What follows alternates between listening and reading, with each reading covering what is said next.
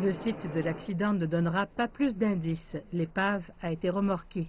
Les enquêteurs poursuivront désormais leurs travaux en privé, en examinant plusieurs théories sur ce qui a pu conduire au désastre de l'avion et aussi vérifier si une erreur de pilotage aurait pu contribuer à l'écrasement.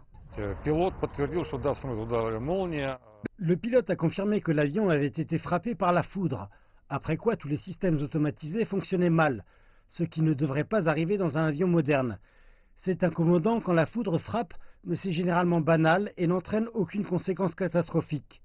Le coup de foudre a pratiquement paralysé les systèmes de contrôle automatique de l'avion et mis les pilotes dans une position très difficile.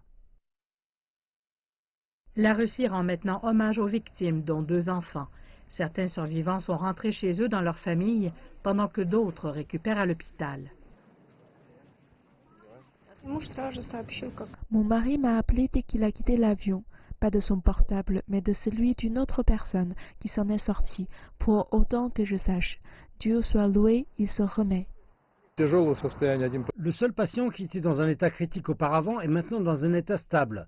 Un deuxième patient a toujours des problèmes de respiration, mais ne fait plus partie des soins d'urgence et se promène dans les environs. Les 2 boîtes noires de l'appareil ont été récupérées, mais il faudra attendre plusieurs semaines avant d'en connaître les résultats. Le ministère russe des Transports n'a pas jugé nécessaire de clouer au sol tous les Sukhoi Superjet 100, indiquant qu'il n'y avait pas de problème de fabrication. Certains des survivants ont remercié l'équipage de la compagnie aérienne de les avoir aidés à s'échapper de l'enfer. Mais les Russes veulent savoir comment un avion peut ainsi s'écraser et s'enflammer, et s'il aurait été possible de faire autre chose pour le sauver.